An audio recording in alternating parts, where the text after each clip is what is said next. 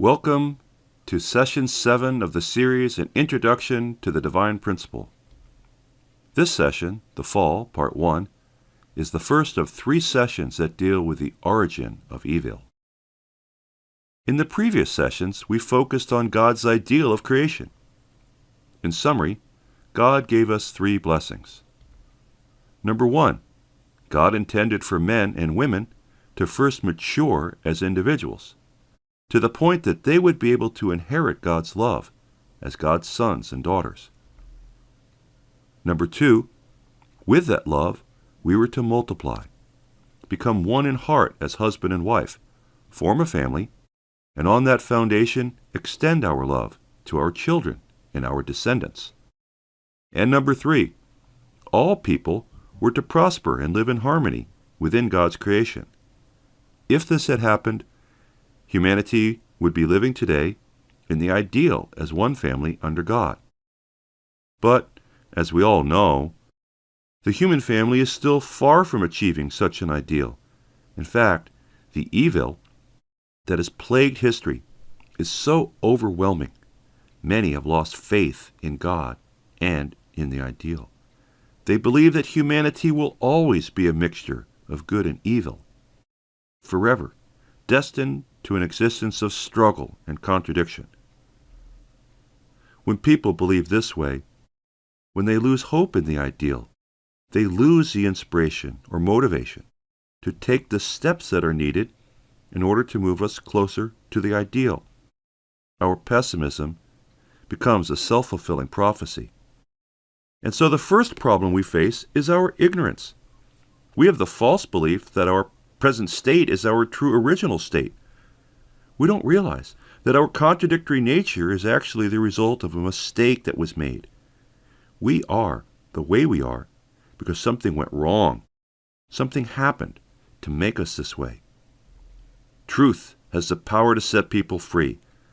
The first and most important truth is to know that there is an ideal of creation. And the second most important truth is the truth that reveals the cause or origin of our fallen nature.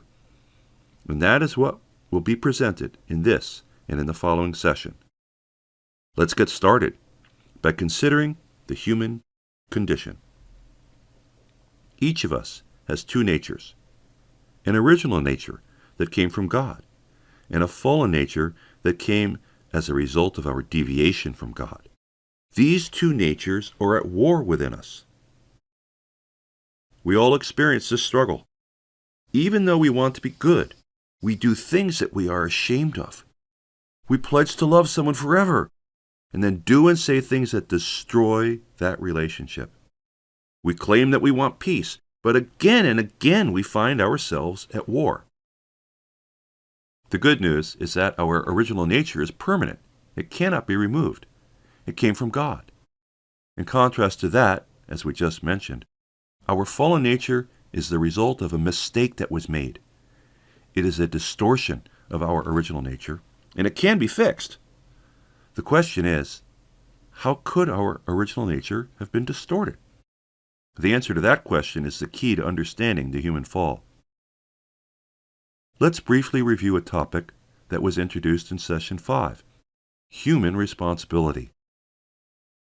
To begin with, love is the core element of God's ideal.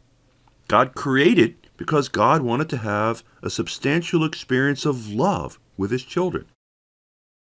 But love is different from any other force in God's creation. How is it different? Although everything in God's creation grows automatically to maturity, guided by the laws of nature, this is not so with love. Love cannot be forced or controlled by law. Love can only exist in freedom when we have the ability to make a free choice. Therefore, when God gave humanity the ability to love, He also gave us responsibility for that love. That means that while we are still growing, before we reach maturity, there is a possibility for love to be misdirected. Let's take a look at how love can be misdirected. All things in God's creation possess dual characteristics, a subject element and an object element. In this relationship, The order of subject and object is important. You can't put the cart before the horse.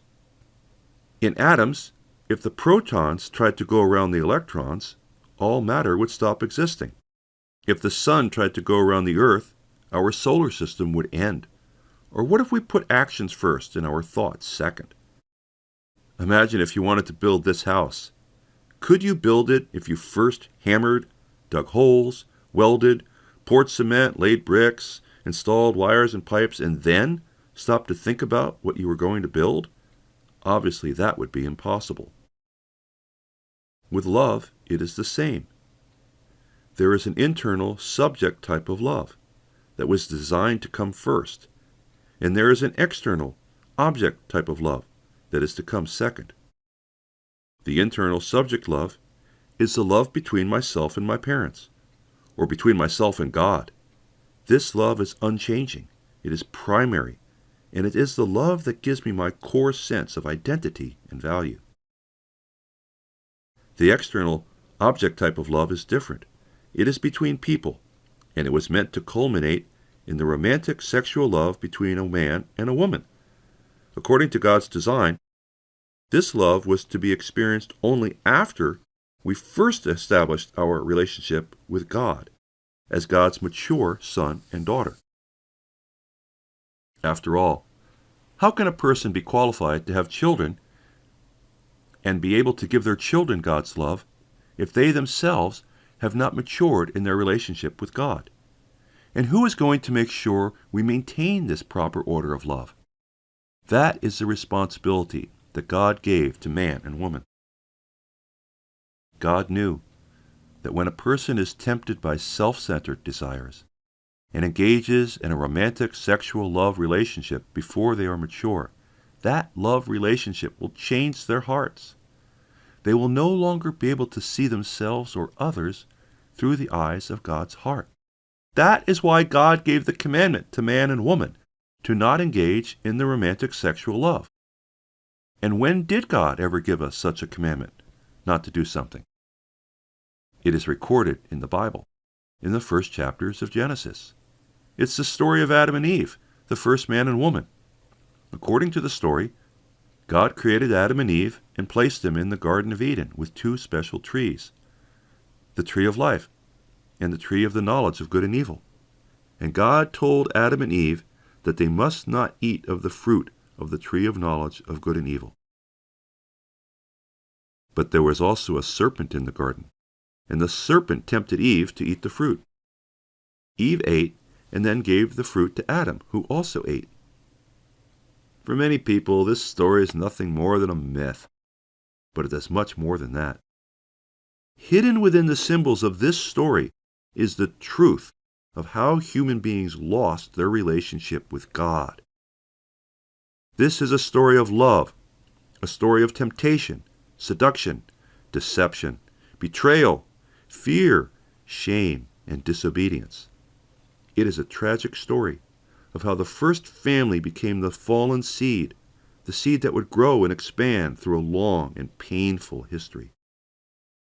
For many, the key to this story is disobedience. They believe it is not important what the tree or the fruit represented. We don't need to know what actually happened. The fact that the first man and woman disobeyed God is all we need to know.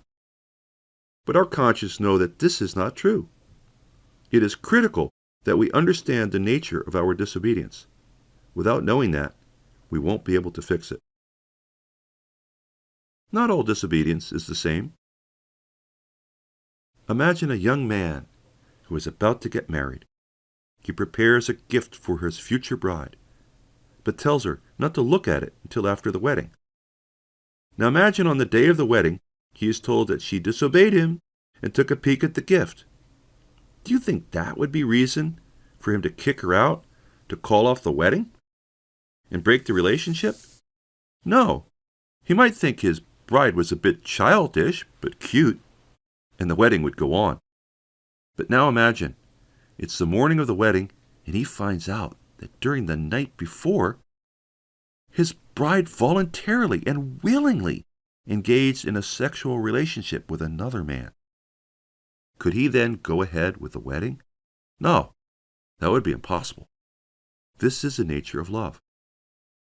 In a similar fashion, something took place at the start of the human family, an event that was powerful enough to corrupt our original nature and separate us from God's love. In the next session, we're going to look at the symbols described in the Garden of Eden story, and, with the help of those symbols, reveal how love was corrupted in the first family.